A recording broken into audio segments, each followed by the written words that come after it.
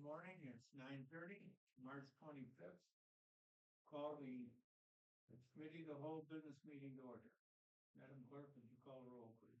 Commissioner Osmann, Here. Commissioner Sangster, Here. Commissioner Newman, Here. Commissioner Williams, Resign. Commissioner Here. Wallace, Here. Commissioner Warfield. Here. Thank you, board. We're here 6-0 and one vacancy. Please stand for the invocation and the pledge.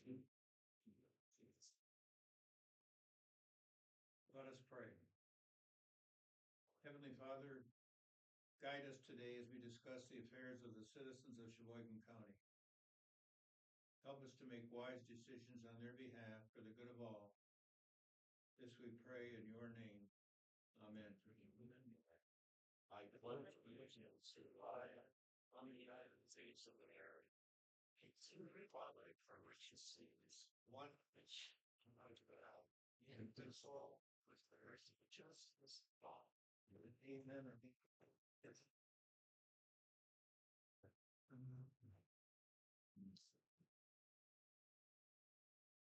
No, we're in a business meeting, so how about a motion to approve the agenda? Thank you, Steve.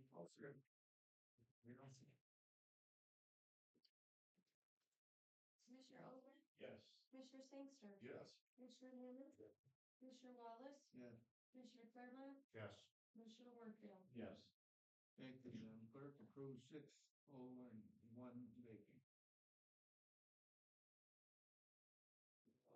Today we have the scheduled visitor, but the citizens comment first.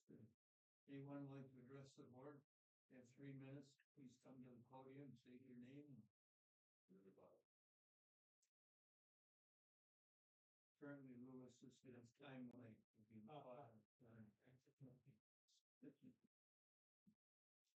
Hearing none, we're down to scheduled visitors. This is Kate Hines is with us from NLEA. Good morning. Good morning. I think we need to do a little switch here with them. Oh, there we go. Great, thank you. Good morning. It's a pleasure to be here again. Thank you for the opportunity to provide 2024 report of LEA's activities in supporting economic development in Cheboygan County. I'm Peyton Hines, president of the Northern Lakes Economic Alliance, and just happy to be here again. So I will dive right in to share just a high-level overview of our 2024 activities and a little bit about what we're working on early on in 2025. And of course, am happy to respond to any questions that you might have about those activities. So as you know, NLEA serves as the economic development organization for Antrim, Charlevoix, Emmett, and Cheboygan counties. We actually updated our mission through the most recent strategic planning process. Our new mission is to drive economic resiliency in the NLEA region, and we do that by ensuring that we're supporting the resources, infrastructure, and policies to fuel business growth and community prosperity. We provide a variety of services, both in the business side and the community side, to support economic development. This is our team right here. We've recently added an additional staff person, a director of business growth. That's going to allow us to increase our support to businesses across the county. So we're excited about that added capacity to the team. And then in addition to our staff, we have a very robust board, which includes 5 representatives from Cheboygan County, made up of business and community leaders. Included in the full report in your packets, we outlined the different projects that we worked on throughout the year. In summary, for 2024, through our grant services, so helping communities and businesses apply for grants, we were able to help secure $273,000 for local projects. That then helped to leverage an additional $12 million in direct private investment. And on our consulting support side, we were able to help generate another $9 million in direct private investment through that project consulting support. Overall, that will amount to approximately 79 new full-time positions in Cheboygan County. Some highlights from projects. Again, we have a full list of the different activities throughout 2024, but some that I'll just make note of. We recently helped the Cheboygan County Airport apply for a grant that was successful at about $79,000. We also help support establishing a commercial rehabilitation district in Tuscarora Township. We continue to support community development block grant administration and EDC support in Mackinac City. And we also recently helped support the application for brownfield assessment on the Cheboygan Commons site. So that was direct support to the county there. And then additionally, we provided a number of different training and education opportunities with some of our different local partners, including Cheboygan County's Economic Development Coordinator, working closely with Sharon on some of those training opportunities, working with the Chambers of Commerce as well to do some additional economic development training. Last July, I was here and provided an update on our 6-month strategic planning process as an organization. I shared some of the highlights of what we heard from our community conversations, our business roundtables, and surveys. Some of those key takeaways are here. I wanted to just highlight them briefly again to help set the stage for our 2025 activities that are really in response to that feedback that we heard from across the region. So we spent 6 months doing community engagement with the support of an outside consultant. We engaged more than 250 business and community leaders in the process through surveys and community sessions. What we heard loud and clear as far as some of the obstacles, and this came through very strongly, particularly in our Cheboygan County conversations, was the concern about our younger population declining, and that's being experienced region-wide. Seeing our prime working age population, which economists typically range 25 to 54 years old, that is declining at a rate nearly or more than double that of the state's rate. So that's obviously very concerning. Businesses are already experiencing those pressures in securing workforce. And with current demographic trends, that will continue to be a challenge for us. So thinking about talent needs is definitely high on the priority list because of that particular concern.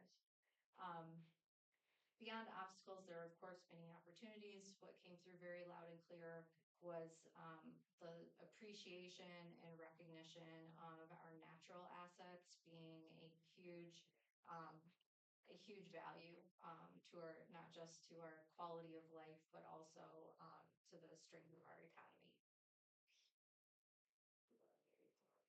So that feedback, data analysis, and our ongoing work with communities and businesses shaped 4 strategic priorities for our work over the next 3 years.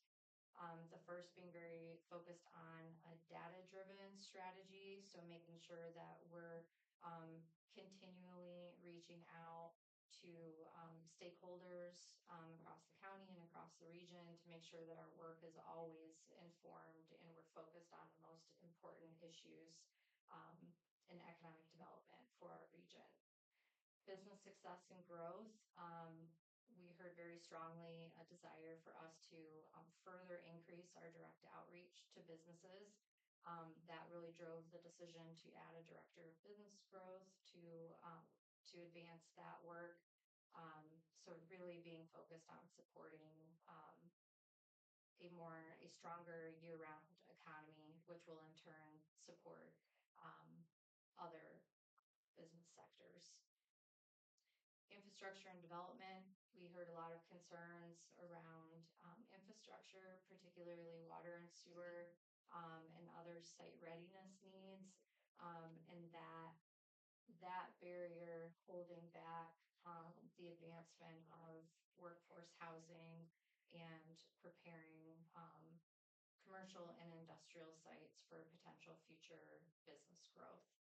And then lastly, really speaking to the concerns around population trends, having attention on talent retention and attraction, and really supporting our businesses with those workforce needs. So what that looks like very early on in 2025, some of the activities that we've advanced have included a new event series called Catalyst Conversations. We hosted our first event in Indian River, which was focused on helping to grow and foster the outdoor recreation industry. Also in line with a more data-driven approach, we are going to be doing economic pulse surveys and economic pulse reports. And what that is, continually reaching out to business leaders and community leaders to gather their input on how they're feeling about the economy at that point in time, what their major pinch points are, so that will keep us well informed in our economic development going forward. Also, we're continuing our annual economic symposium. The next one is on May 9th. That will be at Boyne Mountain again this year. Hopefully everyone can make that event. On the business success and growth side, as I mentioned, really increasing direct business outreach. That proves to be very, very important in helping our small businesses advance projects. Transformational development, that development and infrastructure piece. We are working closely with both Networks Northwest and NEMCOG in inventorying strategic sites across the region. We also recently received support from the Office of Rural Prosperity that will allow us to focus on the school even further in Cheboygan and the other counties.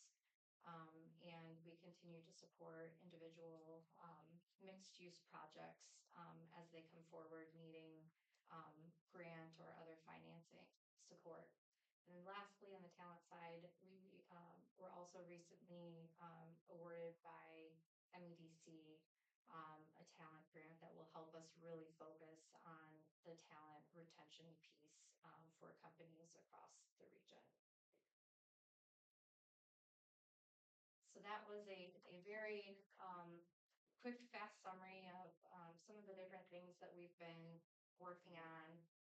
Again, there's more detail included in the reports, and I am happy to answer questions you may have. I also have my colleague Jessica Lobe here, who has worked on many of the Cheboygan County projects, so she can help respond to any specific project questions. But thank you very much. I just have a few.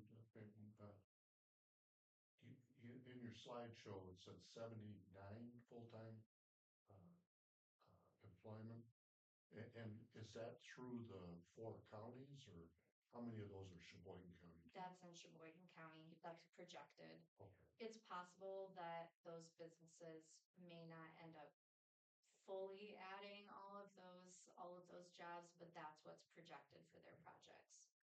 And you quote a statistic that's very concerning, has been for a while, the keeping the youth here in northern Michigan, the retention of them. And is there a focus from NELEA on maybe the skilled trades, promoting more of the skilled trades? I mean, nationwide, we're millions, sure. Yeah.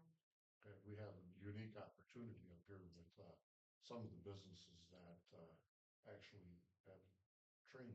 I agree.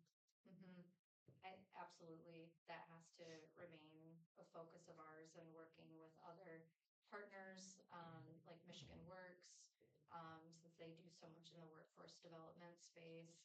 Also working with North Central Michigan College. I know they're really trying to strengthen their skilled trades training as well. We have some of the best welding programs. So I think we have many assets to help grow the skilled workforce.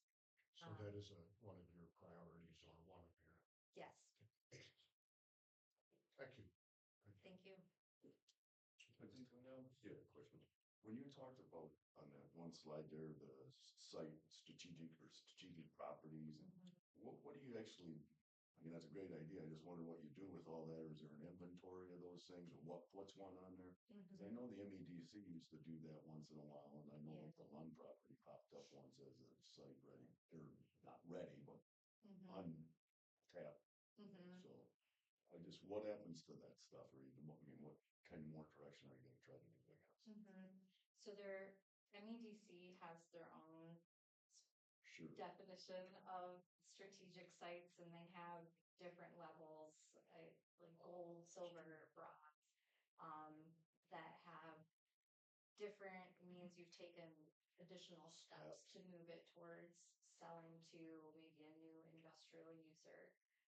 From our perspective, we want to minimally know what's available, because we occasionally get calls from businesses that are interested in locating to our region, and we want to know that there's the space that exists and what the potential site needs may be from a utility standpoint, acreage standpoint, if there's an existing structure, what's the square footage, to have strong enough flooring to support certain equipment, so those sorts of details. Like an inventory as assets. Okay.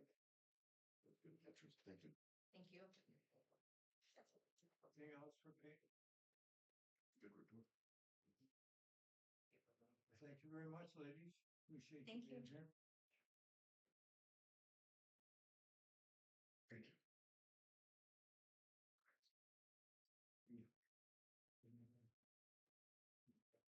You ever before?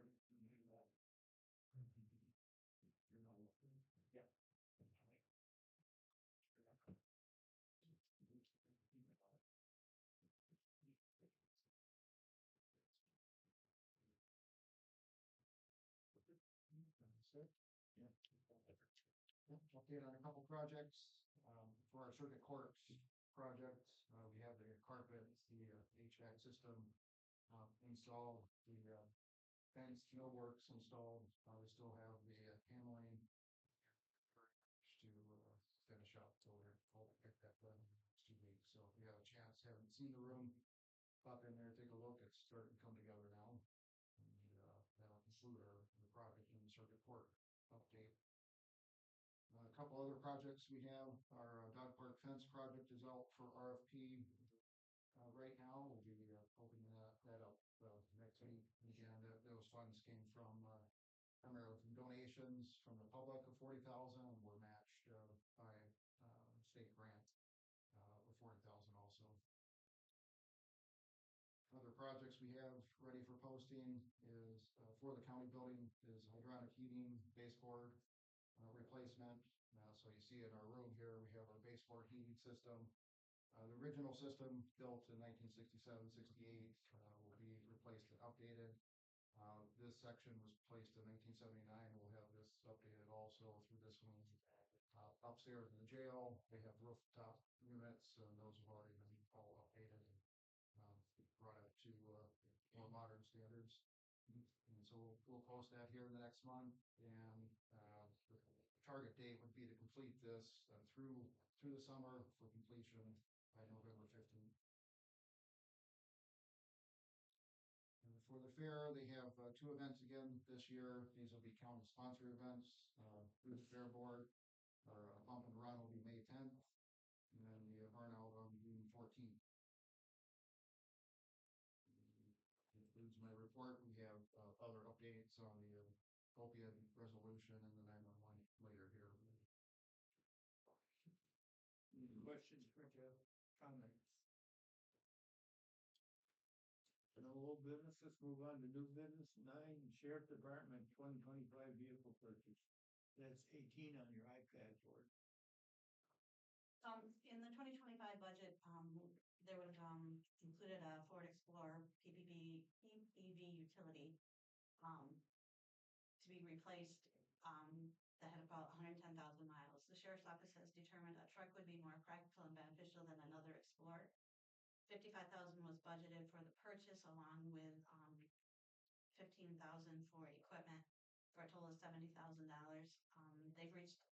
They've located a Ram 1500 SPV truck with a state MI bid of $51,429 from LaFontaine in Lansing, and that's through the MI deal. So this would be something that's already budgeted, and the recommendation is to approve the purchase of a Ram 1500 SPV vehicle for the sheriff office, including the install and purchase of specific law enforcement equipment as described above from budget line item 284-26970, and authorize the finance director to make any necessary budget adjustments. I guess Lieutenant Tebow, if you have any questions or you wanted to add anything. I have several questions. Okay. Chris, Tebow on that. What brought it about that, let me get step to the podium there. Morning. The department has, I see 3 pickup trucks already. And we're looking to get another one. So the reason being for the 1500 SPV would be for any of our light duty posts. The 3500 is primarily for our boats. Marine patrol, when they go out, they got to cart around the boat, or they got to switch a boat out, or hook or dive equipment. The truck is to replace one of the Explorer PPVs, and it is about $4,000 under what we budgeted from 2024. So the prices for a 2025 Interceptor, gone out and It's about 54,000. So they haven't opened up allocation because it's the retool of the Ford Explorer. So when they open allocation, still about 80 to 120 days for build, or when we get a VIN number, and the equipment's going to change from there, from that point on. for the 2025. They're changing the cubic inches every so often. Manufacturers will retool, change the design. It would have been nice if they just kept one size fits all, like they did with the Crown Vics for so many years, but that's not the case anymore. I just wonder why we wouldn't use, another interceptor or something similar to that. Towing would be the biggest thing. Pardon me? Moving equipment around, towing stuff. Well, we've got 3 other trucks to do that. Well, the OEM truck would be connected to the OEM trailer. Right. The undersheriff's truck could be connected to the dive trailer. If we need to get search and rescue out there, we need that third truck.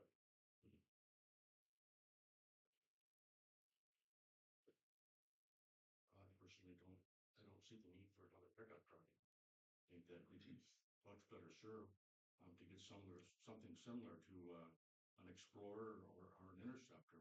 We're running on miles here, for the detective lieutenant there. His vehicle, there's a 2017 with 125,000 miles on it. I know that'll be coming before us soon to, and how many vehicles do we have yet that are already approved? We approved last month in February when I located pretty much the last remaining 2024 Tahoe in the state of Michigan. 2025 is getting retooled as well, so equipment's going to change for that. So working with finance, we're able to get that one collected up. As far as patrol vehicles, we do have one that is in the break-in, and we'll be replacing, I believe it's 1610 or 4 that comes out of service in the spring, and we'll rotate 16.6 off, and then we have 2 more vehicles, 2 more PPVs, our pursuit package explorers, in the waiting to backfill those primary patrol cars as they come We're out. waiting to receive those? We have those. We have those. Correct.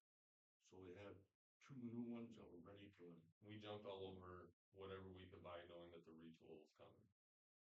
Right now, just for equipment in a standard police vehicle, it's about $10,000 of equipment. Right now, we can transfer what we have in our 2020s to our 2023s, dated 2024, but they're 2023 model. We can keep those vehicles in service until, I'm hoping, fall of next year, fall of 2026. And they'll be all retooled in 2026. 2025 is a retooling, so I don't expect another retool for 3 to 5 years. But you're going to have to, the ones you're trading out now, you're gonna have to retool those. No, the equipment will just be transfer kits. Well, as I stated, I see that, the sheriff's car is, 2017, then going down to, the road lieutenant. I assume that, it's the vehicle that you're driving now. And, you still have your K9? Is that? Yes, slated to be retired May of 2025. Working on that project for 2025 purchase. Of these vehicles listed, how many are patrol vehicles in the sense that are not pickup truck? That are not pickup trucks? Is that a question?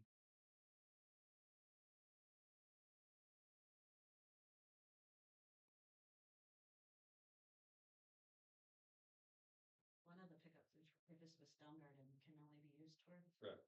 So when you see your list, the 1611, the unit number is in the far left-hand column. The description of the vehicle is the next one over. The license plate or the call sign for that vehicle, the VIN, and projected mileage based on daily, end of month, dailies. Some of these numbers are not updated. This list is a little old, but the Stone Garden truck, which is the 2020 3500 pickup truck, that was a grant purchase vehicle under Sheriff Claremont, and he understands that description of what we can and cannot do with that truck. So we can use that in enforcement of our Stone Garden grant, which is funds that we get from the federal government to patrol our county for terroristic threats, illegal immigrants or aliens,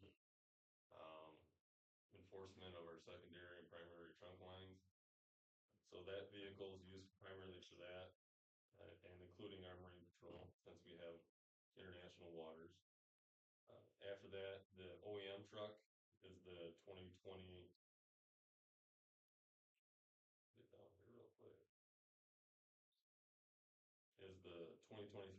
Ford F-150 that's purchased for our emergency manager to respond to critical incidents, i.e. the fire or spills, jams, anything that might pop up. He needs to have that truck. And then our undersheriff has the 2022 F-150. That's the black pickup truck you see parked out back. That is could be used as a regular patrol vehicle as well. It is a PPV package.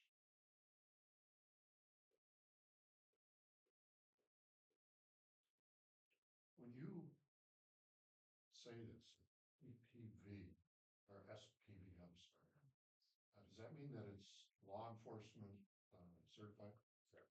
It is one. So the PPV is pursuit rated. The SPV is the special police vehicle. It would be, we'd have a workstation with a 220 and 120 outlet. But it's Total law package. enforcement. It's law pursuit enforcement. vehicle certified. It is not pursuit. The SPV Dodge does not have a PPV. Chevy and Ford are the only ones that have a PPV. They have an SPV. It's just their utility vehicle for law enforcement support vehicle. So if I read this right, Lieutenant, you've got 5 explorers that are law enforcement certified. Correct. Is that correct? And this will give you 4 pickups that are not law enforcement certified. No, there'd be 2. It'd be the Dodge we're here today for, and then the 3500. The 2 Ford F-150s are pursuit rated. They are? They are. Chevy and Ford are the only 2 manufacturers that make a pursuit rated pickup truck. Do you ever use either of those 2 that are rated for that purpose, or? To patrol or go someplace at 120 miles an hour, because that's what it's rated for, is the high speed. We do use those to respond to critical incidences, but that would be our emergency manager and our undersheriff.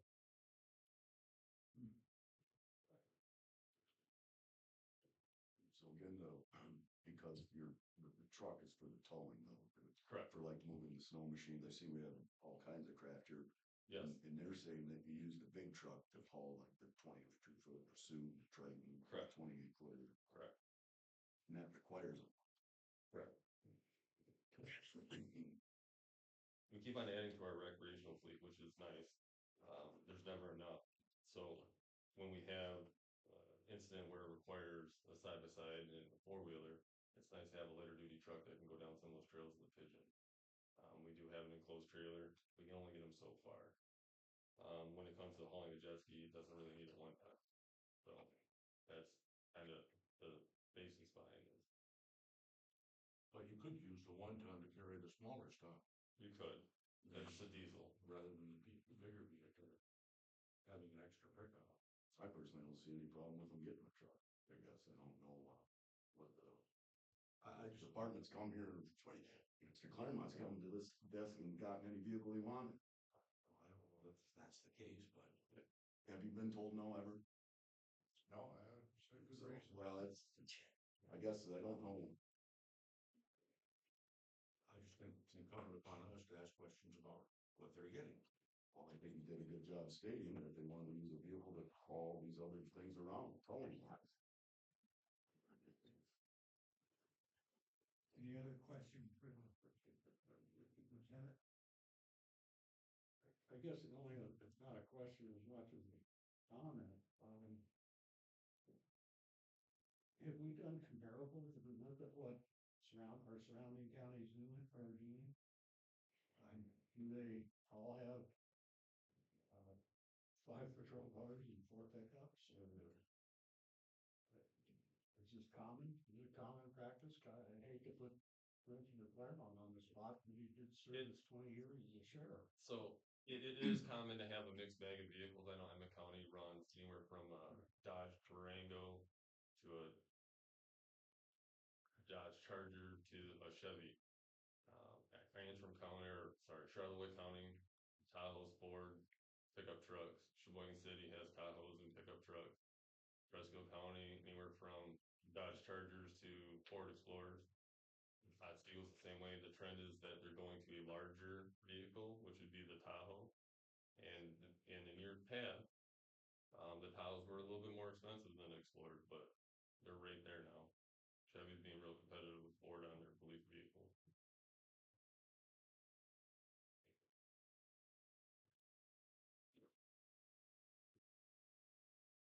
Any further questions, Joe? Well, so for this, you can get the speed trap, be capable of going out and patrolling. If the sheriff chooses to, it would be used primarily as admin vehicle, support vehicle, and for towing. But you could patrol it. You could, but could not pursue.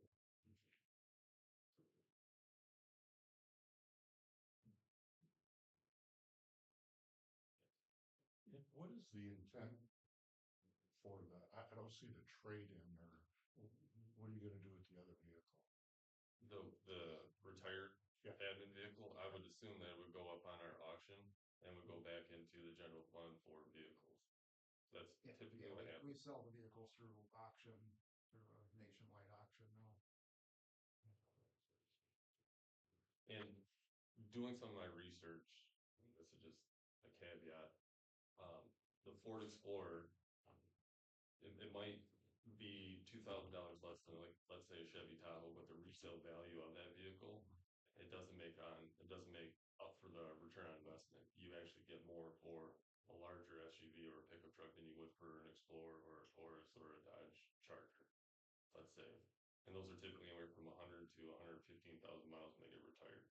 There are studies out there from MSP on maintenance from 0 to 80,000 miles on each of the manufacturers, and then from 80,000 to 100,000. Where we buy our extended warranty is 100,000. That's been a thing for years, which is nice. After 100,000, that's when you kind of want to look at getting rid of some of these things because they won't nickel and dime you, but you're off your warranty, and you want to make sure when you're selling something back, it's right there, standard for like what you could compete with buying a used vehicle from a local dealership when we sell them on a nation website. So return on investment at the back end, I think will actually come out ahead if we switch down the road to pickup trucks and Tahoes over Explorers. So the pickup itself, is it a 2-door, 4-door? 4 doors, the crew cab, 6-foot box, all the work lightings, all the plug extension, plug-ins for the bed of the truck. It is a supported vehicle. It is a workstation, something you can take out and use at an incident. Plug all I your see that $15,000 upload fee. What does that include? Well, that was for anywhere from topper. It's not going to be 15,000. It's, I would say that we would be coming under quite a bit under. From a topper to tonneau covers to headache racks to lighting, center consoles, anything you might need, radars. It was a number that the previous sheriff put in there as an outfit.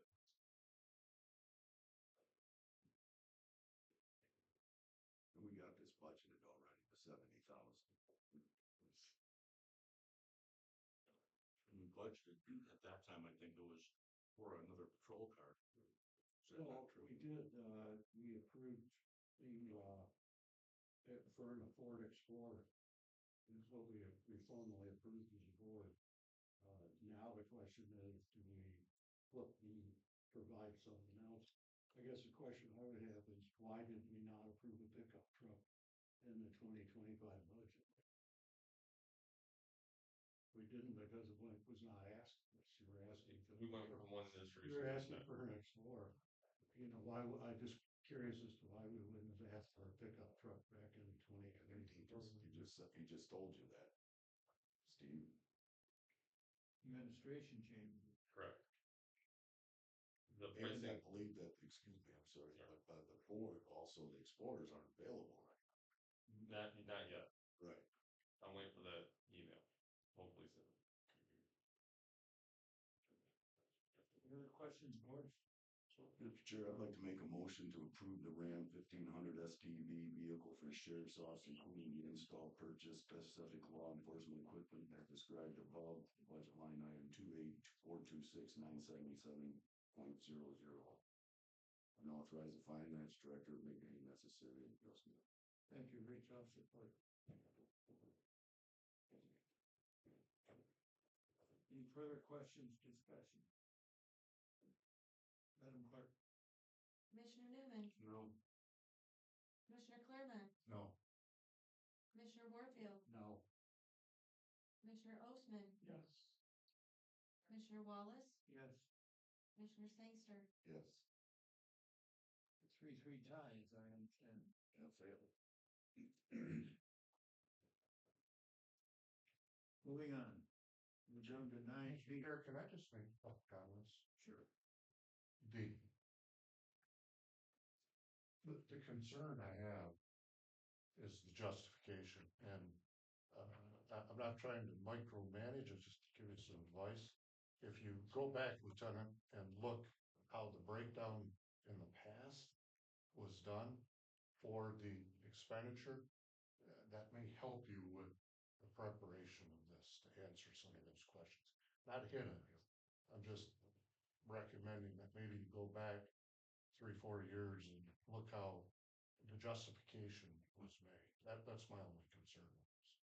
Okay, thank you. Thank you, Dale. Moving on to 9B, generator RFP, request for proposal, bid award. Stan's Electric, it's 20 on your iPad. This is the bid award and contract award for our generator project here for the county building. We received 4 bids with Stan's Electric being the most, $208,627. To do a little background on the project here, we placed out for bids to replace the generator here at the county building. The generator we have today for the primary part of the building was placed in 1988. It doesn't have the capacity to run all of our computer systems, phones, in all the offices when the power goes out, and also doesn't supply full power to all parts of the jail. So we had the engineer come in and do a review of our power load, and the project here will cover backup power for the whole building. So we're supposed to be able to run all our air units, all our computer system, phone systems, in the jail and in the county building. So it's intended to be a kind of turnkey if the power goes out. It should be under complete power to operate. Again, this facility is the primary facility that we would have an emergency for OEM, and this would include our update here. So our recommendation is to award to Stan's Electric in the amount of $208,627. Authorize the chair to sign any contracts and anything else necessary by the adjustment. I would make that motion. We have support. Second. Sorry for being late. Second, it's certainly new. Can I ask a question before? Sure. You on there, some of the language in that, is he doing the installation or is he subcontracting any part of that out? There'd be a subcontractor for gas installation, primarily electrical Stan's would do. There'll be, of course, a generator company that provides the generator itself, but provides some of the technical oversight for the connections itself. But this Stan's is a company that will actually do our upgrades to our electrical and building connectors. It's kind of interesting to think that when you left the paper system, you went to this new system, we have to increase the electrical output in the country. Kind of interesting. And then how much is the generator itself? I noticed that in there. Yeah, I'd have to look for sure. Oh. We didn't have a specific breakdown for that portion. We bid out. But we can get that number. And then the old one, you'll sell like. Well, whatever an 88 might be worth, yeah. It's yeah. See. Well, for a small application, smaller application of the building, that wasn't even adequate for this building. And we had to cut surface to.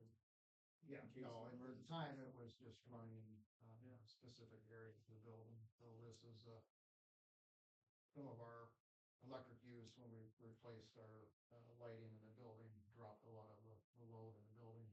So that they made it more practical to get one unit to run that. It'll, be almost 3 times the size of the one I see out there today, but. Same location though.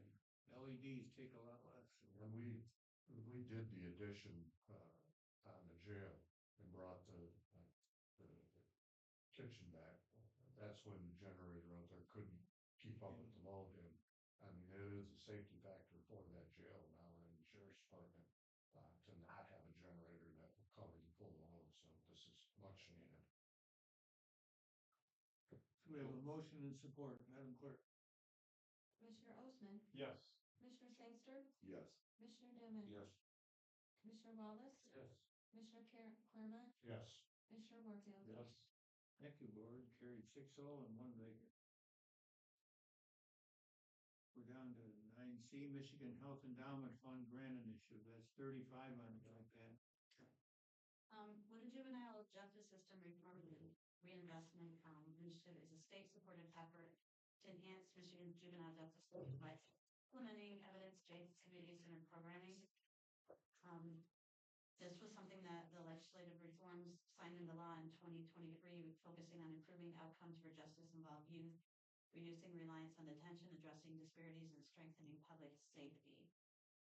MDHHS is allocating, they've invited all of the county's juvenile systems to this grant initiative where they're going to provide training, which is required for them to do the new, whatever they have to do with their this new law.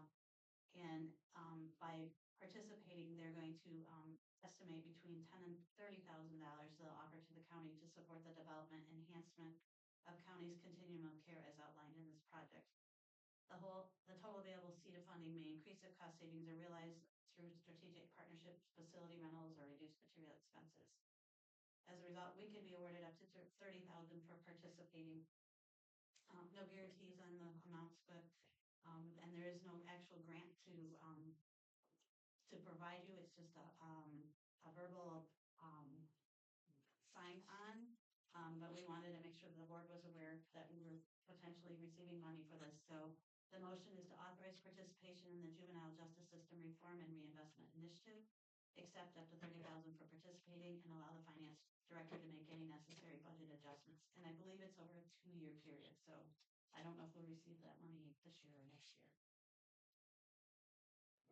Make a motion that we approve the fund in the grant. Support? Thanks, Jim. Moved and supported. Any further discussion? Madam Clerk. Commissioner Sangster, Yes. Commissioner Newman. Yes. Commissioner Wallace, Yes. Commissioner Warfield, Yes. Commissioner Osmann. Yeah. Commissioner Claremont. Yes. Thank you, Madam Clerk. We're down to 9D, Personnel Policy Revision 500-17, paid sick leave. It's 36 on your iPad. Yeah, this is a revision to our sick time policy. The state of Michigan adopted the Earned Sick Time Act effective in 21-25. This is requires us primarily for part-time and seasonal employees to provide 1 hour sick time for every 30 hours work. The policy will have no change to our existing full-time employees or any contract employees. So our recommendation is to approve the sick time act.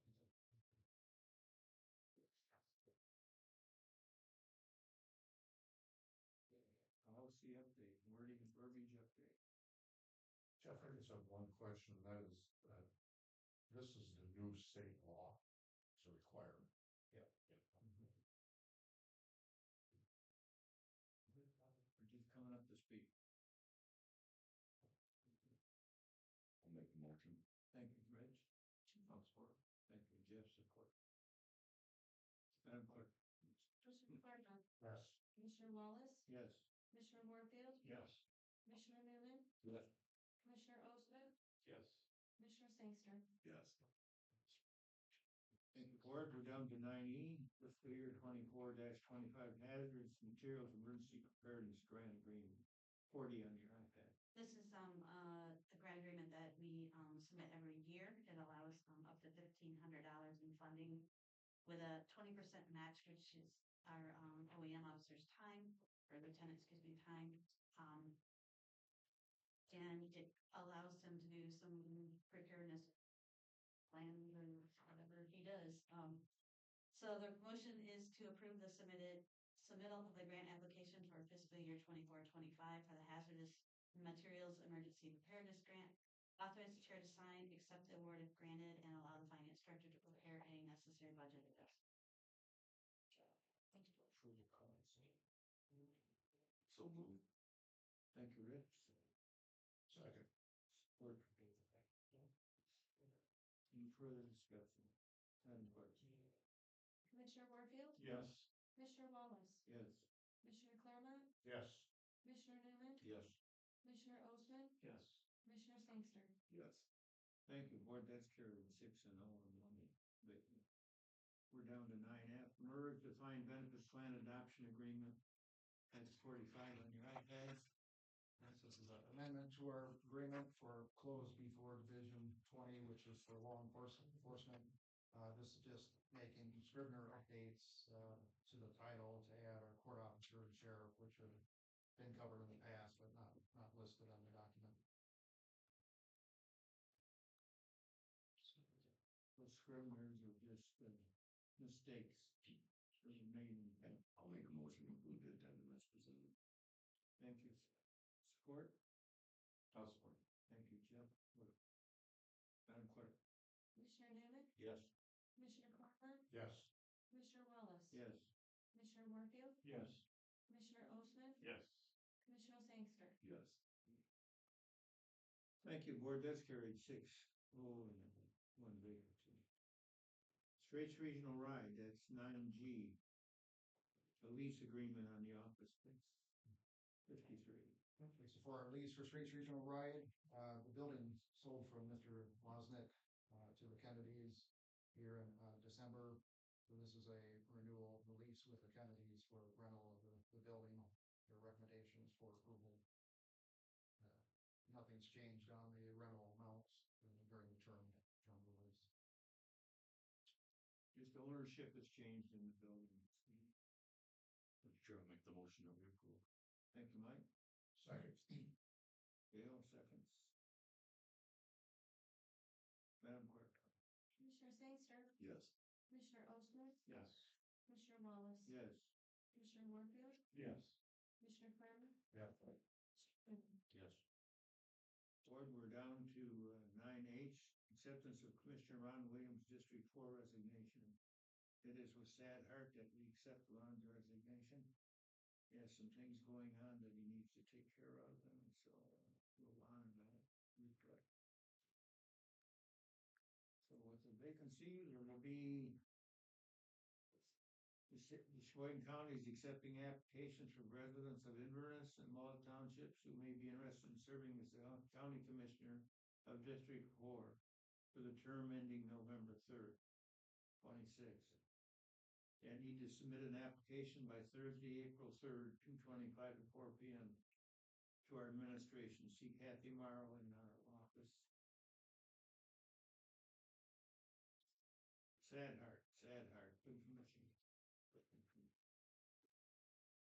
So we've accepted the acceptance. Board matters for discussion, we're Need a down. motion. Oh, yes. I thought it was long, I had nothing. So, interject that we're going to accept, applications until the 3rd of April. Is that correct? Yes. And then when is our next meeting that we would then interview the applicant? Is that on that same day? To be determined. To be from. And does anyone have to, they have to have an applicant in to consider? Yes. So if they come before us here and speak, it has to be, they're not, Well, they need to fill the application before we come and speak. well, I We'll guess. have interviews just like we did. Well, I guess my point is that, so I just need to know that, because I remember back, I was almost sued in my situation at the city level for that.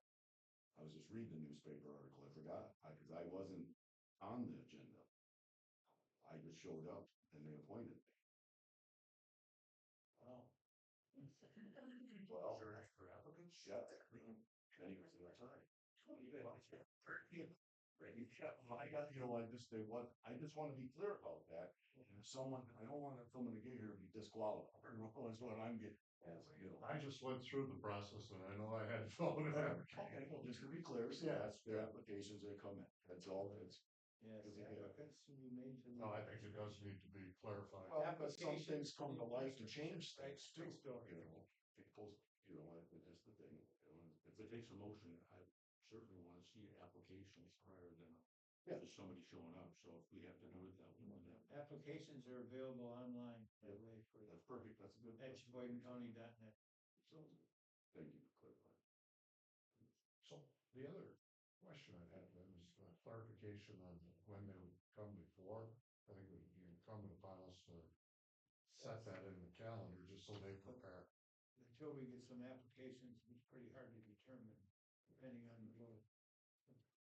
Why would we just do it the same way we did it the last time? That's what we're gonna do. Okay, so that the applications will be up till the third, and the third is our meeting We day, review the applications up to that. and invite them to a meeting. Do them on the third, No, the meeting's on the 8th. the eighth, okay, the third, and then to the eighth, oh, okay, perfect, We need some time to review them. absolutely. Okay, do we need a motion? You don't need a motion to accept the resignation. Okay, we'll receive a motion. Mr. Chair, with the part of Ron knowing that Said, Phil, I can go on here for hours, but I'll make the motion that we accept his resignation. As a fellow veteran with Ron, served many years. Heavy heart, I accept, or I second. Thank you. Moved and supported, inserted. Madam Clerk. Yeah. Commissioner Sangster, Yes. Commissioner Wallace. Yes. Commissioner Warfield, Yeah. Commissioner Claremont, Yes. Commissioner Newman. Yes. Thank you, board. The motion is carried 6-0 and vacant. Board matters for discussion, we're down to 10, draft resolution to create opioid settlement steering committee. 57 on your iPad, and I'm sure that the county administrator has some comment here. If we have a copy of a resolution to establish a steering committee for opiate settlement funds. Provided the board some information from Michigan Association of Counties. Kind of an outline of how to approach. So go back in time, of course, across the nation, there were county municipalities that sued pharmacies for settlement dollars. And in 2023, the first dollars were released to municipal units. To date, we've collected about $500,000 of approximately 1.9 million projected between now and I believe, is it 20? 18 years from when I Yeah. So recommendation is to form a steering committee.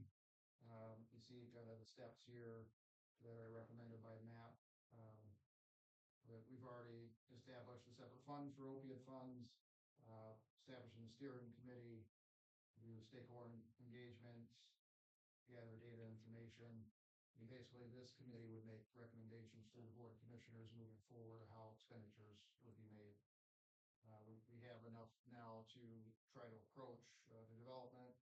$500,000 is a lot of money, but when you're establishing programming year to year, you can spend that quite quickly. So we're at the junction now where we have enough in the fund to actually try to map this out.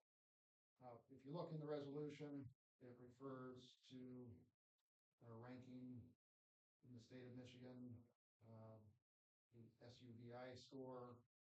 If you look that up, that's going to provide, there's a lot of different information in there about how we rank in certain areas. And 66 is actually more of a positive score because you're actually better ranking of the maximum part of the county. You wouldn't want to be number one in this. You have the most factors.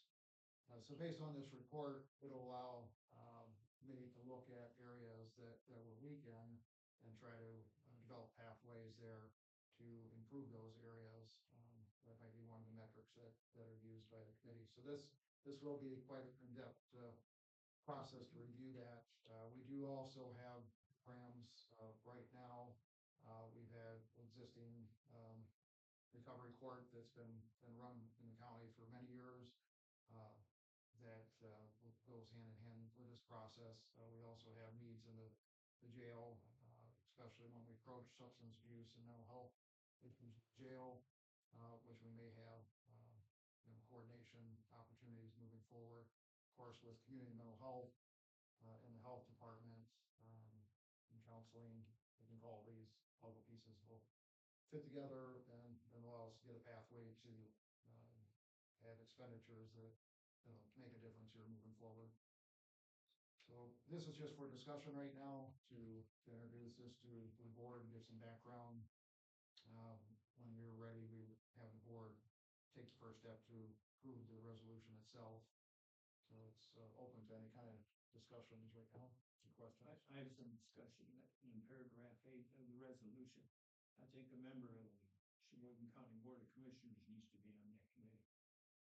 We're on every other committee that advocates drug and alcohol and addiction. Yeah. You're right, yeah. I did a lot of reading last night. Yeah. And if I may pile on, Mr. Chair, I see behavioral health and, but I don't, maybe I'm reading it wrong. Is there medical help? In other words, a physician or some representative other than mental health? And I'll just share one quick war story. This is a huge problem, especially with our youth in the jail. I had one kid one time tell me, or ask me, beg me, don't let me out, Sheriff, because I know I'll go back doing it again. And so it's not just the mental health side of it. I think it's also the medical side of it.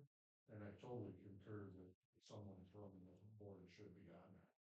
Yeah, I think you're right, Dale. All the premier drug and alcohol treatment centers, they all bring the patients down medically before they put them in counseling practice. Exactly right. That was prior to us contracting with the medical provider that provides them the now. And so the only option with that time was mental health side. Not that that's a bad thing, but I don't think it adds to. Not only are they mentally addicting, they're physically addicting. Exactly. It's a big part. Yes, sir. Good point. We got a couple of things. Anybody else? Maybe from the world of education too. I mean, there's options for adding more. I would say. I think I know someone from the board. Yeah, the amount on the committee is up to the board commissioner. Yeah, that makes that helpful. I would, the county board there, I would remove administrator position, put a board member, and then we'll go with staff, which is what we're gonna be anyway, but, that's, yeah, you can sit on there and, it'll be a staff support position, maybe Sue or myself or any other staff. Okay, that's so far. And I would like to see the funding certainly directed at the healthcare, mental health care, so forth. Only because we have a separate millage for law enforcement equipment. So I would want to see this money be starting to be dispersed for equipments. Not that It's pretty specific. yeah, and so, but I do agree that someone from the education side also, because they deal with it directly. First hand off. Yeah. Anything else, Gang, you can think of? We got time. We're not gonna. This is for us to review.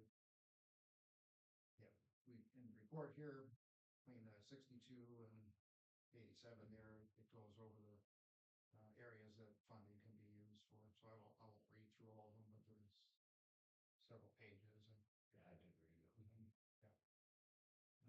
counseling, education. Yeah, I mean, Chemical treatments, can be housing, can be a lot of different types of areas. well, I can see it for halfway houses and stuff like that as well, so there's all kinds of things. Our halfway houses are both shut down now, anyway. Okay, moving on. Draft resolution in support of passenger rail to northern Michigan, 7700, I think. Would you like to talk about that, Louis? Yes, want me here or up there? Here, please. Okay. Your voice is loud enough, but I need to record. Yes, I bring this resolution to you today in support of, bringing Amtrak to northern Michigan. It would be a one, in its infancy, it'd be a one train a day connecting to the Blue Water train in Flint, Michigan.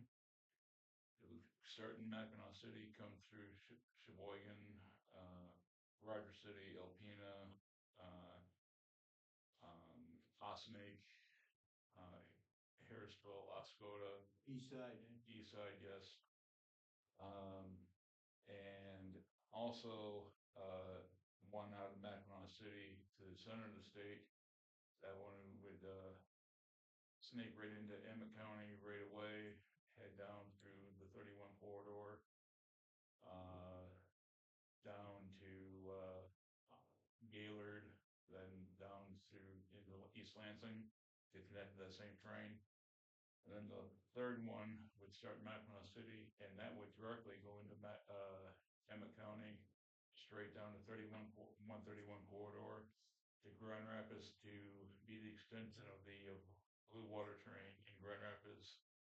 So people would not have to have this bus system to connect to, which we cannot connect to it anyways. So I am asking, well, actually, the train sets would be a 3 to 4 car train set that would come up here, a business class cafe car, a coach car, and potentially even a baggage car, or even a second coach, depending on the demand for it. But it would leave here probably roughly around 11, 12 o'clock at night, get down to Flint about 6:30 in the morning to be ready to connect to that 7:30 a.m. train in Flint. That would be the one that Cheboygan County would most likely use. which heads out to Chicago. Yes, it would go to Chicago, be in Chicago about 10 o'clock in the morning. Then the return would be about 3, 4 o'clock in the afternoon. Get back up in here so they can do a quick turn, get that train back down to Flint so they can do the process over again. So this would bring additional tourism to the area, help our economic development up in this county, get our taxpayers and our visitors to the National Transportation Network in a much more reliable fashion.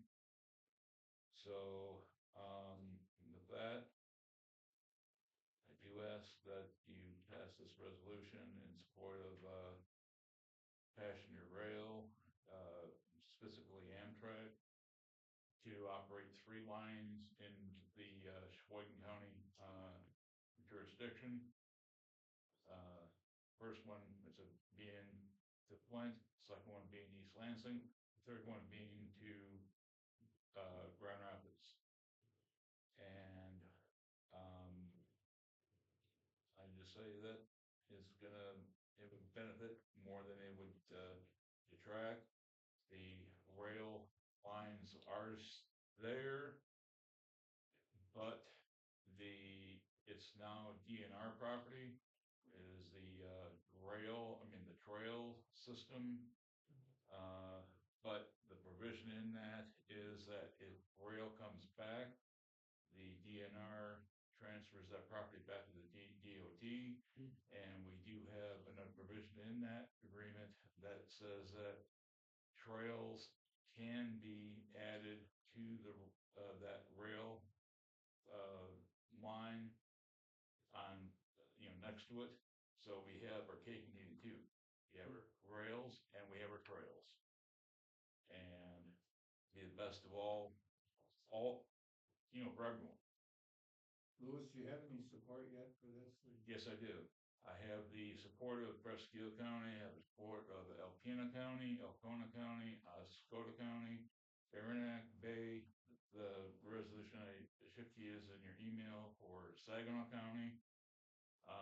Also, Clinton County,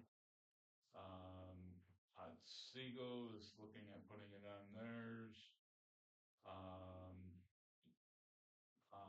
Crawford, is getting mired down with that A2TC, which is that Ann Arbor to Traverse City, thing that they wanted to do for, I consider a vanity rail line. This would be a practicality rail line. So, I also have the support of a lot of the West Coast counties. Just one county wants to wait until Grand Traverse and Charlevoix do it, and that's Antrim County.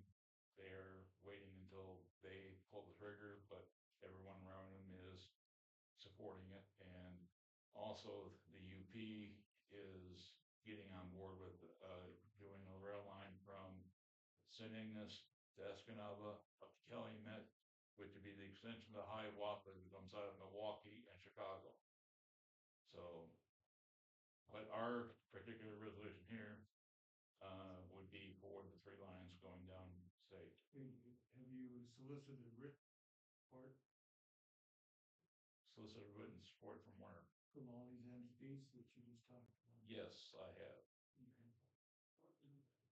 so this is Yes. thinking, Chair, I know Commissioner Williams had asked about this, as we've been involved with public transportation. I support a lot of this. My concern is, or one of the things moving forward, where does it fit into our mission statement or what we've already established? But there definitely is a need to support, I'm on board with that. And whether doing this has value or not, I don't know, but maybe this is something that even the NLA, we should have a little more before we find out the implications. oh yeah, Because I'm in support, I just want to make sure we have something, if it is this, what we're good, if it's pretty small. and costly, all this stuff has to be considered. Right, but I mean, we're in support, I guess, as it all. The only support, I mean, the only expense that you would have as far as a community would be the construction of your of the station here, which we could actually have that a local business, maybe support a or just a well, say, yeah, support, or sponsor, the construction. Like we used to do with the Greyhound.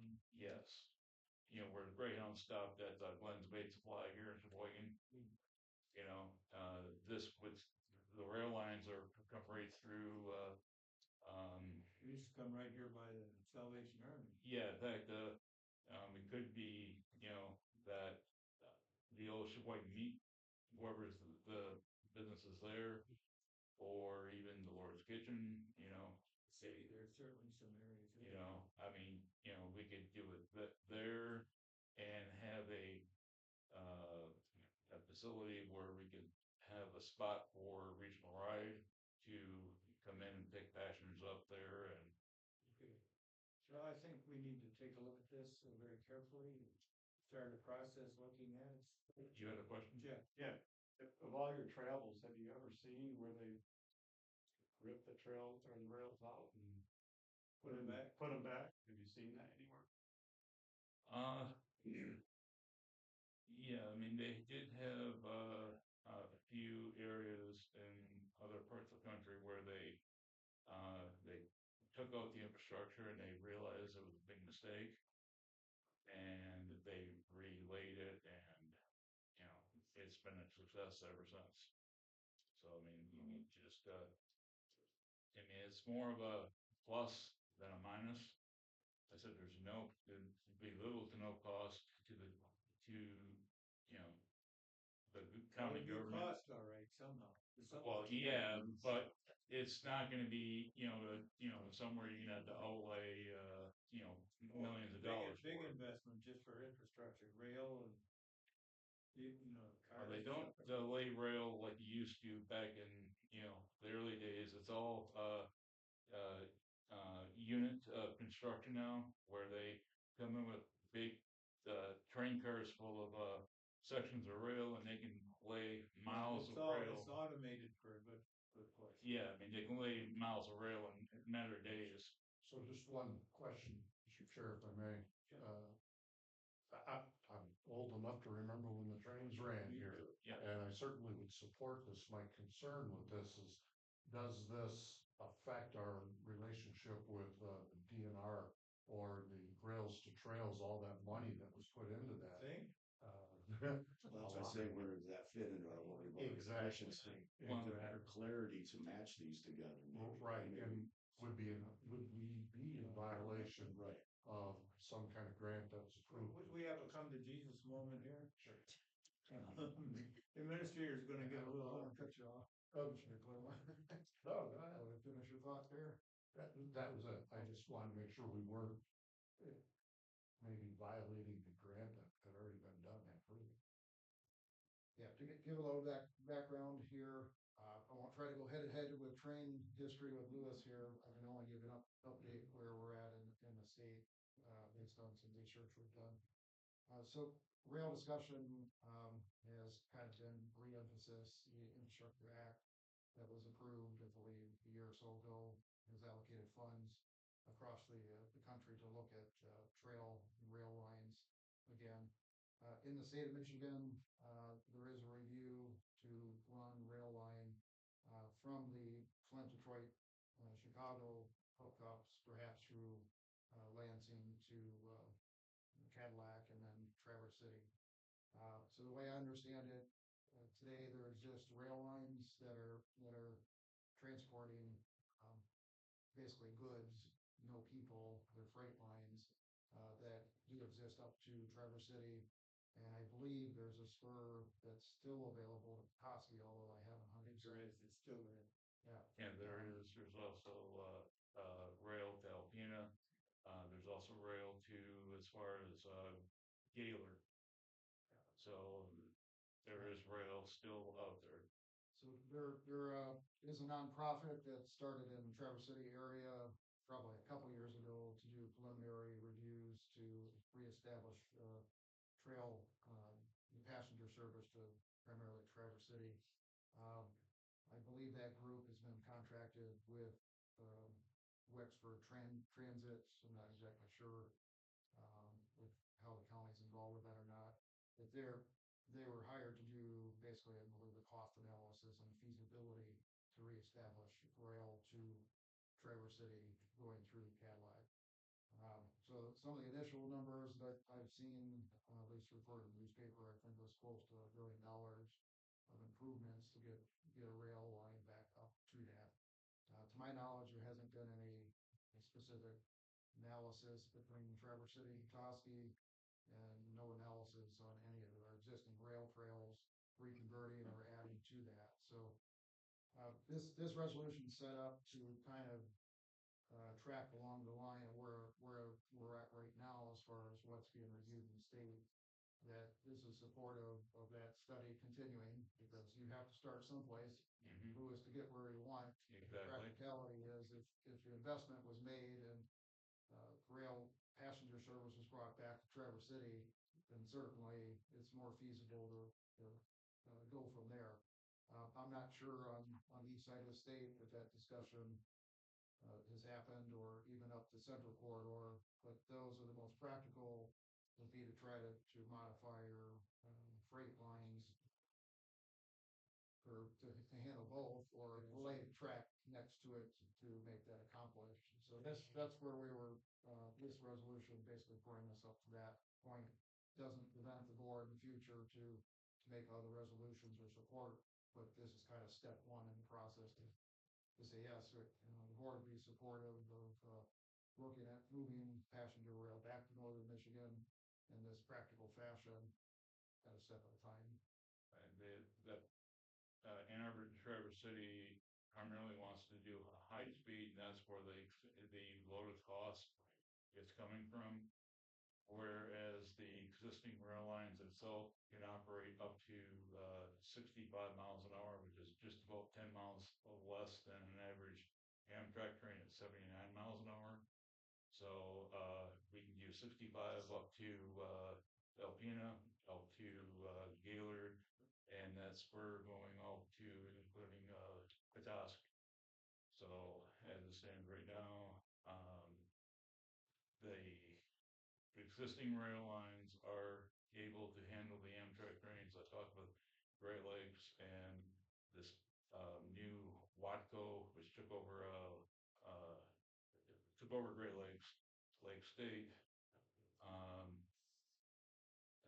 They had no objection to it, and also the UPCN, they have a long-standing relationship with Amtrak, so that line would be the first one I would think that would feasibly would be able to get going is the UP first, because the UP with CN, they can just come right on in.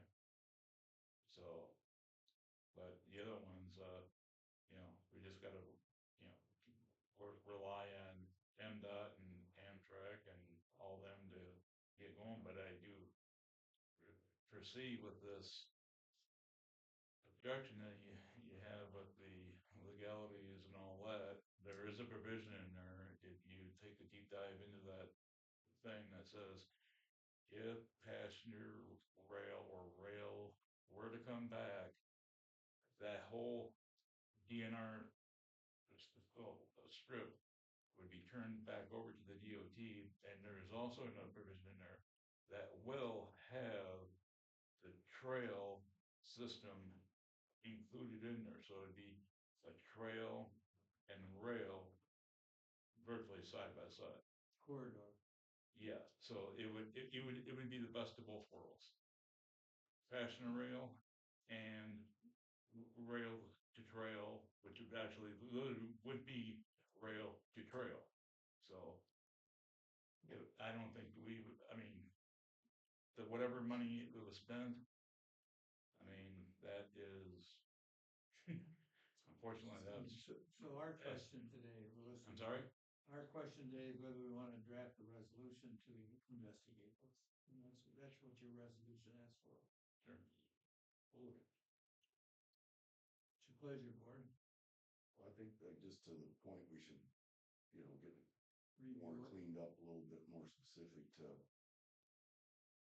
what we're, Certainly be in support of it then, the board. Well, again, I know he doesn't like the Flint thing, but that group that started this, we're in support of, I'm in support of those guys looking into bringing rail. I am with him in the sense that high speed is pretty expensive and overdone.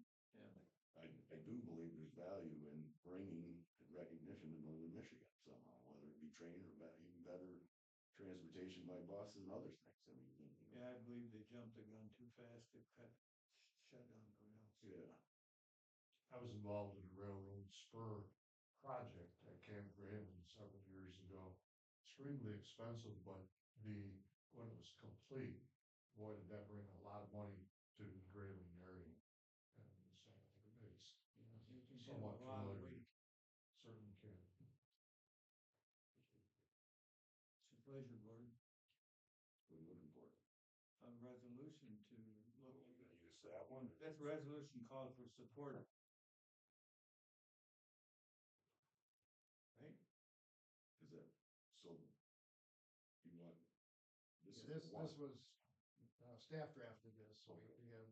Did a pretty good provided job. one, and then we have, one from Saginaw there, and then we modified to, on the points that were discussed to basically support the research of reestablishing passenger rail up, from the freight line rail To there. first to Traverse City, possibly to Petoskey, and then from there, if you see that being built, then I think you have a lot more possibility to start expansion. But there has to be, if you're trying to build next to our rail trails here, you know, that take quite a bit of analysis and discussion on its own. Again, so the first real step here is we're gonna see rail established for passengers back to Northern Michigan. It's gonna happen off those existing lines, and that's what this resolution is supporting. I make a motion to approve that resolution. I would support that. Okay, we have a motion and support. Madam Clerk? Commissioner Ostman, Yes. Commissioner Sangster, Yes. Commissioner Newman, Yes. Commissioner Wallace, Yes. Commissioner Warfield, Yes. Commissioner Claremont. Yes. Thank you, carried 6-0 and 1 late. Thank you, Lois. Thank you very much. The work began. Thank you. Board, we're down to 10C. CCE 911 interlocal agreement, that's the old calm agreement. That's been in existence since we established it. And I think that's about, what, the 30 years? Be a few years now. Yeah. But the counties have met to talk about revisions to our interlocal agreement for 911 service. Again, that was established many years back. We've had several revisions over the years. The topics that are in discussion right now are primarily in yellow. This you're seeing here some of the last revisions of 18, 20, 21, basically on representation. So one of the first areas for discussion is fund balance reserve. And this discussion kind of spun out of the last software project that we had. 911 had quite a bit of fund balance reserve in their fund. And give a quick snapshot of the project here. The 911 board approved moving forward with the project. Which Robert County had some concerns. Didn't vote at the board level to fund the budget from the county for that capital need. So Cheboygan County we did. Emmett County basically they didn't pass their specific motion on that. They had primary funding in their budget, so they were kind of, I guess, the neutral middle party in that discussion. So this spurred, how can we fix this moving forward so all the counties can stay on the same page as far as approaching infrastructure. So the first step on that was to establish a basically fund balance reserve policy for 911. And this would establish a 33% just for operational expenditures. This isn't unusual for municipal units to have that type of reserve. It's not the lowest end, it's certainly not the highest end, but it's a adequate amount there. So that 33% piggybacks. I'll go back to the officers here. The other part of that under finances is to establish a capital improvement plan. So this is how these two things really tie together. In the past, 911 didn't have an official capital improvement plan schedule. So for county governments or cities and villages, they have to adopt a capital project schedule. Technically, CCE doesn't fall under the Planning and Enabling Act, so that wasn't something that they had to do. So our recommendation is to establish a 5-year capital plan, much like we do at the county level. This allowed the counties and the 911 board to see what projects are coming out, authorize an engineer to do preliminary, in some cases maybe an architect or other professional, do a budget on the projects, and that estimated budget amount would be given to each county as part of the approval process of the budget each year to be adopted by August to provide 911 with funds. So once that estimate was done, so if you have project X costs $2 million, and that's approved by the counties, each of the jurisdictions either go by formula, or if there's a specific appropriation like for radios specific to that county for approval, each county would approve that. then it go back to the 911 board. That provides authorization for the 911 board to continue with the project. So it still allows the TAC committee, which is the technical advisory committee, to give support to the 911 board on expertise in their area. It also allows the autonomy of the 911 board to make the final administrative decision because they're actually a separate municipality once they get that appropriation. The only way it would come back is if at the end of the day the bids go out and it exceeds that estimate with projected needed reserves in it, then it would have to come back to the board for approval. Each board. Yeah, for each board for that additional allocation. So we believe moving forward, this will make it very transparent to everybody what the projects are. It allow us to plan better for these expenditures that come up that are very expensive. Allow each county to figure out how they're going to pay for that. And then ultimately give the 911 board with TAC input the ability to move forward. And so we're hopeful when Charlevoix looks at that, they have given positive comments about it as well as Emmett. Basically that's where we're at in discussion here. And probably the two most important parts of these revisions are that fund balance reserve and this capital schedule. Before I move on for that, any questions or? Just a quick comment that being involved in the column agreements over the years, and then you got butcher, baker, and candlestick maker trying to decide what that capital improvement is going to be on an annual basis. I think this is a very good idea. It tightens it up. It certainly does. We were kind of going on voice votes there for a long time, Yes. for 25 years. Does the software work yet? It's not up and running. No, they're training. People might have better update than I do. I know their answer training but really the rollout of that is I'm sure there's probably a better part of a year and some components of it up to 2 years before everything is active. It's a very complex system, but Comments? How about the Hexagon project? Is that what we're Yeah. talking about? Yeah. So that is the rollout date, still February 2026 next week.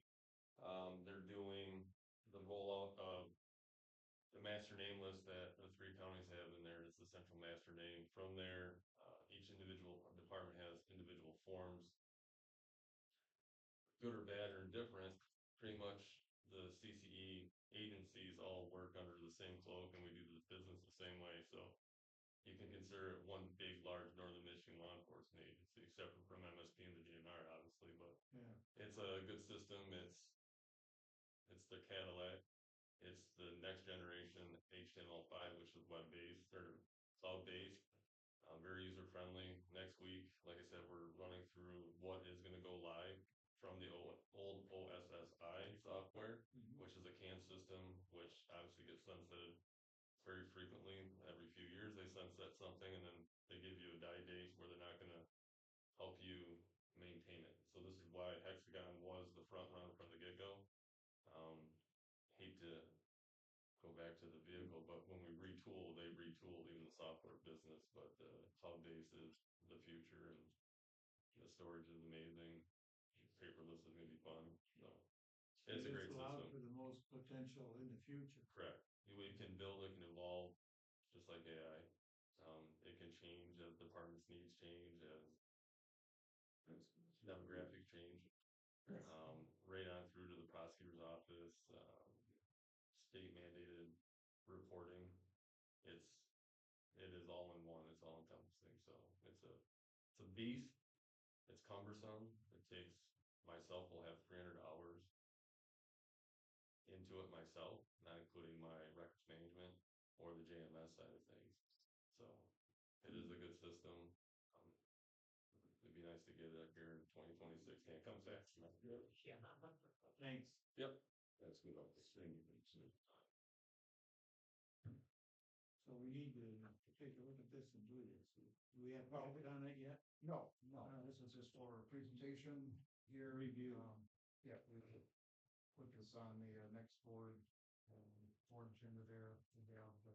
County, be looking at this and so, just touch public basis here.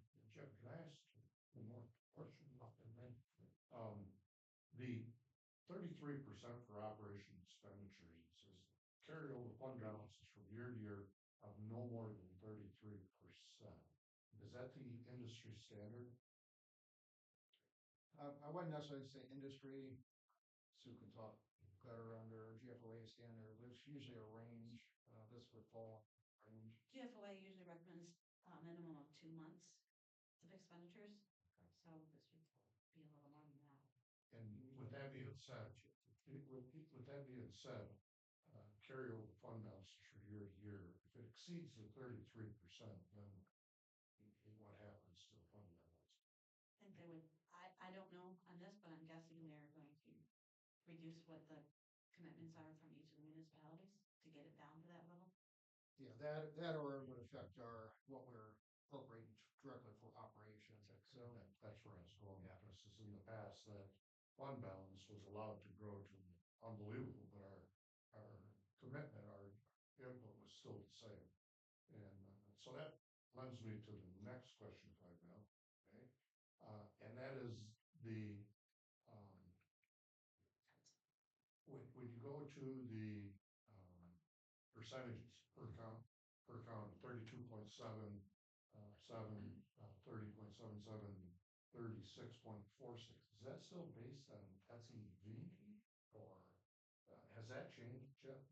it hasn't changed. That's- The formula hasn't changed. I think it was a balance of SED population. And I don't think runs were in there. I'd have to defer to ask some questions I'd have to pick up the phone and call Mr. Tamlin's brother to ask him about it. So no, it hasn't changed over the years, but I think it was based mostly on SED and population. Originally, that's what it was based on. Yes, And we started some 30 years ago. yeah. So, and then the last question I have, and I'll leave you alone. The Little Traverse Band of the Dow Indians, I know that the chief was appointed for the TAC. We got it highlighted in green there. But there's been an ongoing discussion of having the band contribute, pay to play, if you will. Has there been any more discussion than that? I mean, There was one attempt a while ago, when the previous director was there to try and negotiate with the band. Originally, the tribe paid for a console in the center, and they thought that would be it. Well, guess what? Cost a heck of a lot more than that. and yeah. And so there's, most of us on the board, I think, Mike, I can speak for that, we're looking for the band to pick up their piece of the exit. And I don't know, the threat is to not dispatch for them.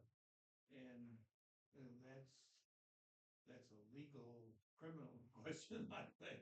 Yeah. So, Yeah, no, the reason I bring it up, Mr. Chair, is because back several years ago, they started out dispatching for themselves. Then they kind of weaned off that, and we were dispatching 16 to 24 hours. And now I believe we're 24 hours. And so I just, with the percentages, and that's why I went to the percentages, is that maybe before we finalize the calm agreement, that maybe we ask that question again about pay for it. and how would a new entity come into that, and what would be the cost and stuff like that? Yes, sir. Yeah, we're pretty much online with that, I think. Our discussion on staff recommendation was to negotiate with the tribe by contract, not by entering a common agreement. Now, in the past, the tribe has asked perhaps for a seat at the table in the common agreement, but our 911 staff, as well as administrative staffs at the county, recommended in the last conversations to have discussions on a contractual basis. So it wouldn't change our base formulas at all. We'd still be the primary 3 counties. But if the tribe wants to buy service, then we do that by contract, which we have. We do have other contracts or MOU services with other jurisdictions, primarily MOUs. And just from history, I think the MOU contractual, way is the better way, because you get too many. Personalities change. It's like, And, then and you're- it's you it's know, good that then that you're part of that now, Dan, so I appreciate you throwing your hat in the ring for holding it right now. and I'll try not to keep your meetings going so long, Mr. Chair. Thank you. I appreciate that. Thank you. For operational, we still have provision, it's in the existing comm agreement today, that, if it exceeds the CPI for the year, that the accountants have to approve it, and that kind of was the trigger in the last, last discussion there, so that part doesn't change, just, once that fund balance reserve, is established, I'll expect that the balance will stay very close to that. Right now, because there wasn't a fund balance and there wasn't capital improvement, 911 is actually depleting their reserves, and, so we reset these marks, fundamentally on paper, they will deplete almost 100% of their reserves by sometime before next year or into early 26. So this adjustment kind of rebalances everything moving forward. And so our key is to have all units improve and get a better chance next time to keep everybody on the same page on these especially complicated projects that approach by 911. Quickly, a little bit of the history was Emmett County did all of the controlling and everything for when we established that site, did it for years. Then all of a sudden Cheboygan County took, Lynn Johnson died, who was the controller, and then our county took over the fiscal responsibility for 911. And now in the last few years, it's been Cheboygan County. We're talking now about whether the fiscal agent is going to be one of the counties or paid, besides paid. Done perfectly covered that section right there. And that was my next question, so thank you. If there's anything else down there in this. No, I think we hit it all there. But,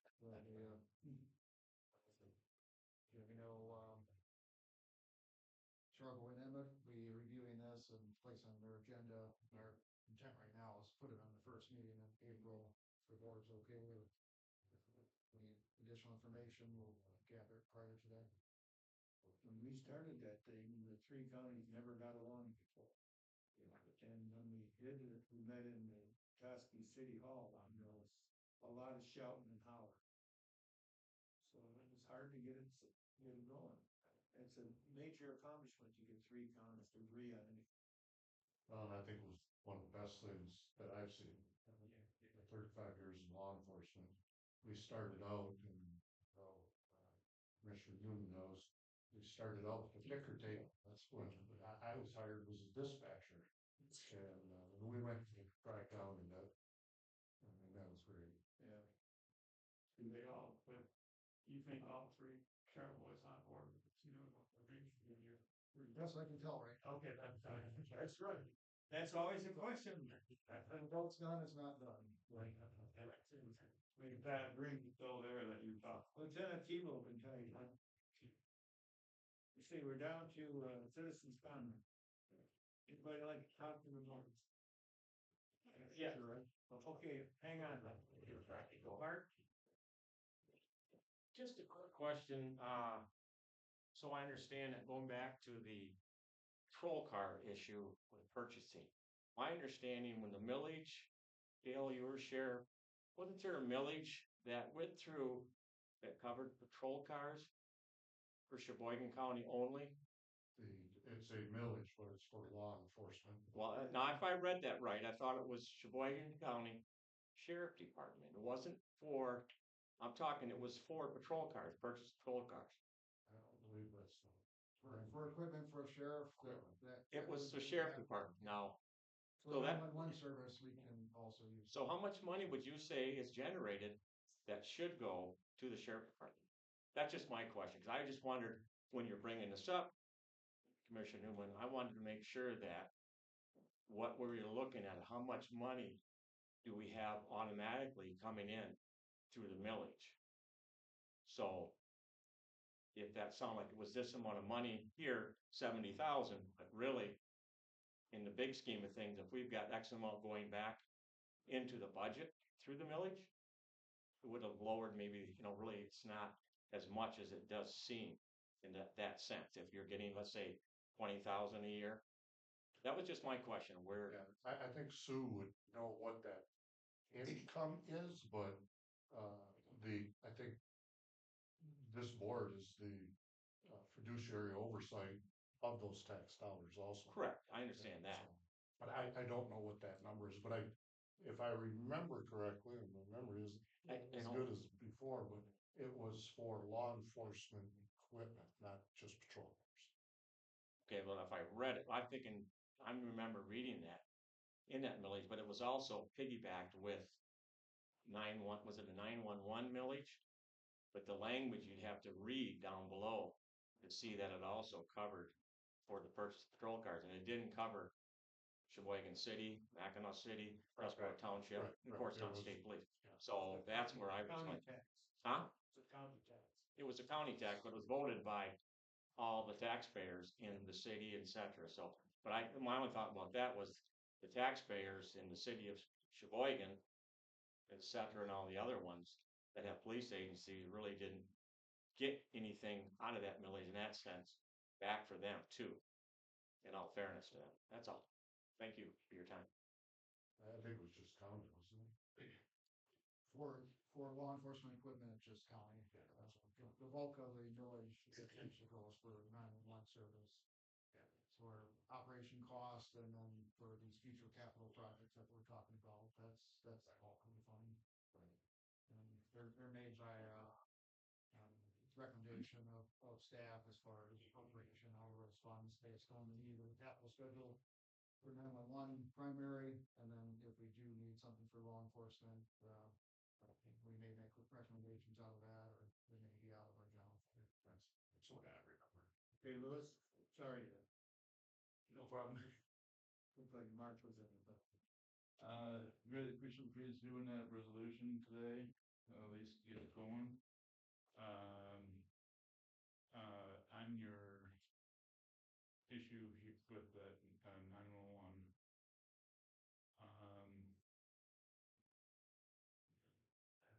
There has been some, should I say, outages on 911 as far as broadcasting out that is alarming. Let me correct you, Louis. All those times you texted me, there was no outage at 911. It may not have been They out. just were not receivable on your scan. Well, if They're going in and out of encryption right now. So encryption, you won't get any of. Well, the thing is if you have people like myself who are government watchdogs who want to keep up on everything that's going on in the community,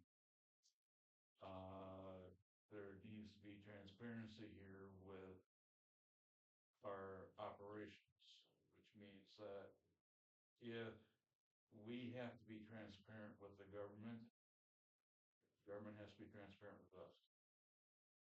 And we need to know what is going on in our community. It's supposed to be public record what goes on in 911. So with that being said, to all transmissions, unless they're in the should I say the higher what do you call it? I'm saying the basic level transmissions. You mean for a record call? For law enforcement call or ambulance call. Public doesn't need to know that. In fact, the public can get in the way of that. Well, for transparency and for people who are watching the government, we need to know this. Transparency. If you guys want us to be transparent with you, then you need to be transparent with us. I understand there's certain certain times when, there are, higher level communications, but the basic service calls need to be broadcast out, because we are not getting the full picture, and that is wrong. It's like, to me, I'm looking at like 3 days of not having any broadcast over the air. To me, that's shady dealing here. Well, you may feel that way, but I don't think And the law allows also the coding on the calls is not acceptable to nationally recognized things, because when I heard a code on the scanner, I look at the code book for the codes, and there is no relationship from the call that was dispatched to what the industry acceptable codes are. So Sheboygan CCE 911, all the law enforcement agencies need to be using industry-wide coding, not just some local made-up code. It needs to be industry acceptable information. I'm gonna shut you down on that. So Okay. that's least priority. I just want to mention today that we have the president of the Humane Society, Bonnie Johnson, and Vicki Hand, the secretary. She just stepped out, so glad to see you. Yeah, thank you for being here.